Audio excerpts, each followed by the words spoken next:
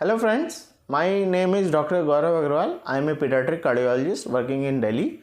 Today I will discuss one common procedure that we do routinely in day-to-day practice is known as balloon aortic valvuloplasty. I will discuss in detail.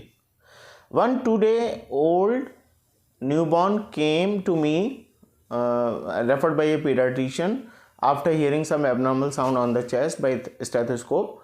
I evaluated the child by doing echocardiography. I found there is a valve in one major artery of the heart known as aorta. The valve, attached valve is known as the aortic valve, that was critically narrowed, stenosed or blocked.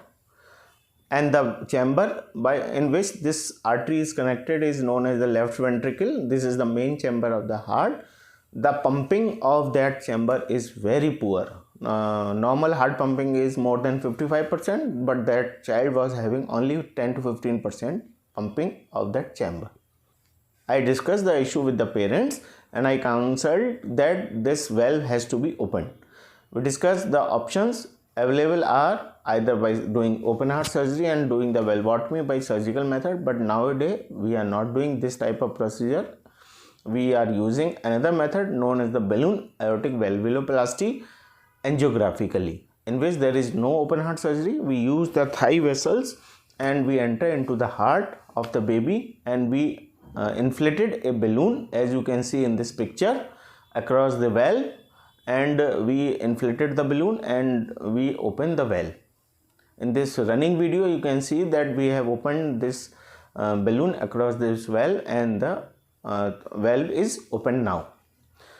On follow-up, we found after 1 month that pumping of the heart that was 15% previously, now it went up to 40 to 45%, and after 2 months of further evaluation we found that pumping of that chamber was normal for age. So my message to the parents is if the valve is critically narrowed or severely narrowed, we can open this valve without open heart surgery by doing balloon technique angiographically, and we have to keep the patient in hospital for 24 to 48 hours.